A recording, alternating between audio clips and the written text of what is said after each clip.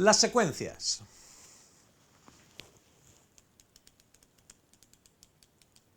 Las secuencias nos plantean muchas preguntas. ¿Puede toda acción dividirse en una serie de acciones intermedias? ¿Puede toda reacción descomponerse en una sucesión de minúsculas secuelas? ¿Puede, en suma, haber secuencias sin consecuencias? El astrónomo francés Jules Janssen, no contento con haber descubierto el helio en 1868, inventó en 1874 un nuevo aparato científico: el revólver astronómico, que le permitió registrar el movimiento de los planetas, como este tránsito de Venus por la superficie del Sol, que captó mediante 48 exposiciones tomadas en 72 segundos sobre un disco de daguerrotipo. Cuando presentó los resultados a la Academia de Ciencias en 1876, sugirió que la herramienta sería muy útil para estudiar los movimientos de los animales. A ello se puso el médico Étienne Jules Maget y en 1882 construyó el rifle fotográfico, que podía acompañar con sus cañones la trayectoria de pájaros en vuelo. La ciencia lograba así resolver el galope de los caballos y el aleteo de las aves migratorias, gracias a lo que Maget denominó cronofotografía, una herramienta para los estudiosos a la altura de la balanza o del espectroscopio.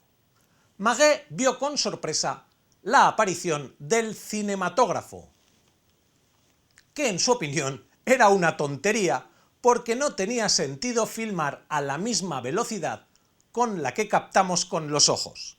Gracias al invento de los hermanos Lumière, el utensilio que permitía estudiar las bestias terminó documentando lo que hacían los hombres: sus salidas de fábrica, sus llegadas de tren y sus partidas de cartas.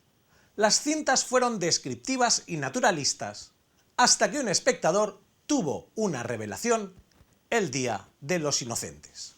El Día de los Inocentes de 1895 en París fue invitado por los hermanos Lumière a la primera proyección del cinematógrafo, y aquella visión produjo en Méliès el efecto de una epifanía. El público, sorprendido en los primeros años del cine simplemente con el movimiento de imágenes cotidianas, pronto perderá el interés y demandará algo más novedoso. Una de las principales aportaciones de Méliès al cine fue la introducción de la magia, el sueño y la ficción, así como nuevos recursos cinematográficos, entendiendo el cine como una ilusión. La fantasía entró en el mundo del cine de la mano de Georges Méliès.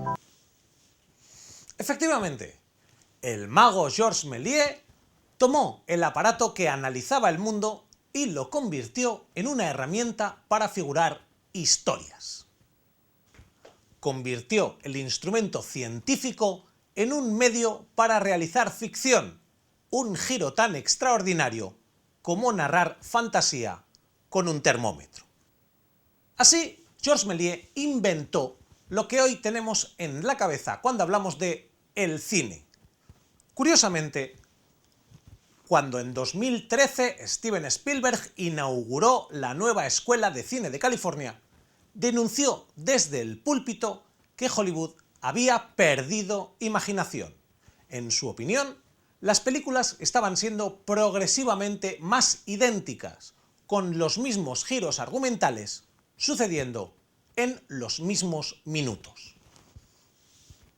Un informe de la revista Slate identificaba esta estructura constante en una secuencia de 15 pasos cuidadosamente minutada. Allí, el primer acto presenta al protagonista, plantea el incidente precursor y define los riesgos. El segundo acto muestra al protagonista en esa nueva situación y ofrece las escenas de contraste que servirán para confeccionar el tráiler. Allí obtiene una falsa victoria justo antes de que los rivales se reagrupen y aumenten los riesgos, lo que lleva a un punto donde todo parece finalmente perdido. Y por último, el tercer acto resuelve ese embrollo que parecía irremediable y cierra la cinta con una imagen que es espejo de la que sirvió para arrancar la película, cumpliendo así de remate, broche y colofón. Para mostrar hasta qué punto se ha impuesto la estructura, la revista señalaba remakes recientes donde se modificaba el orden de la historia original para ajustarla a esta receta.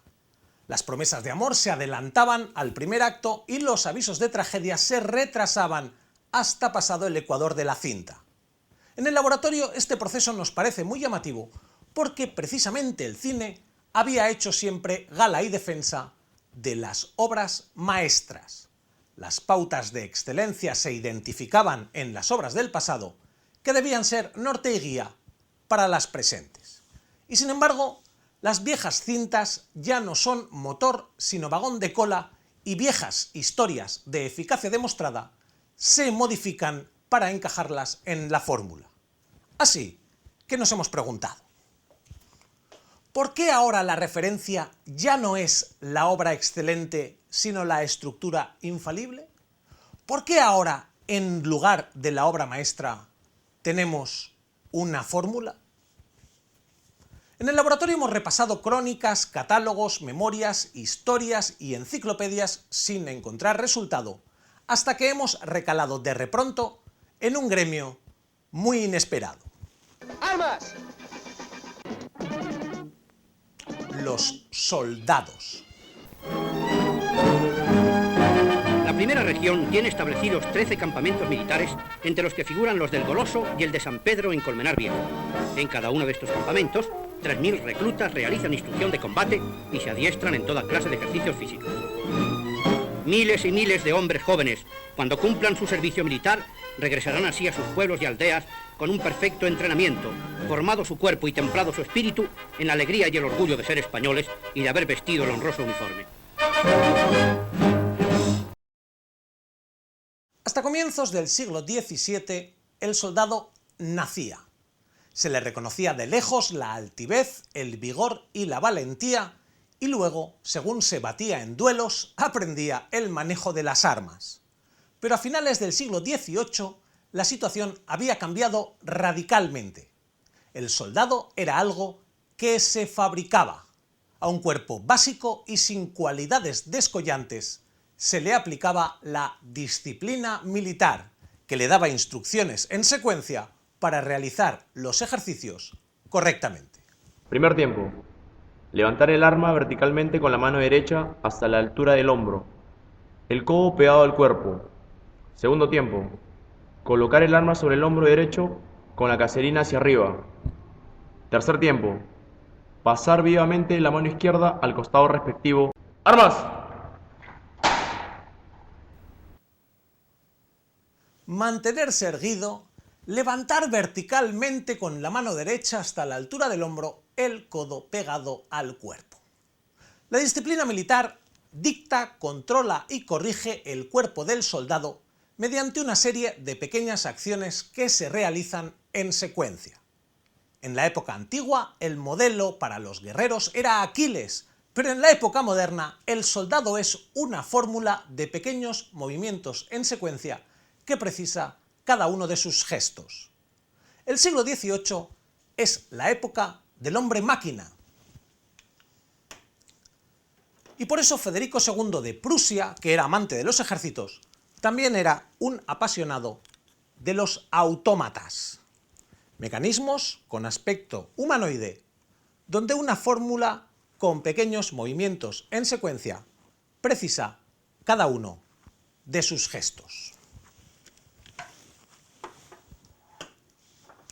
Cuando Hollywood homenajeó a Georges Méliès con la película La invención de Hugo, Martin Scorsese centró la resolución en una pieza muy concreta.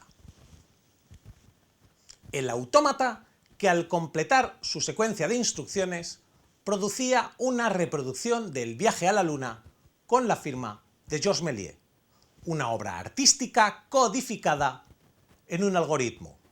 Entenderán, por tanto, que ahora en el cine las obras maestras han sido sustituidas por las fórmulas porque ya no es un medio, sino una disciplina. La receta de pasos minutados somete la fantasía a la eficacia en un espejo del instante original. El mago, con sus artificios, dominó la herramienta de no ficción para someterla a la ficción, y los contables, con sus números, han sometido la herramienta de la ficción a la eficacia de la no ficción. En el laboratorio celebramos esta justicia poética donde las tablas probabilísticas han llevado a un sumidero de historias idénticas. La imaginación sometida a la eficacia es justo castigo a aquella osadía de contar historias con instrumentos científicos. El rifle fotográfico y el dinero han podido así matar dos pájaros de un tiro.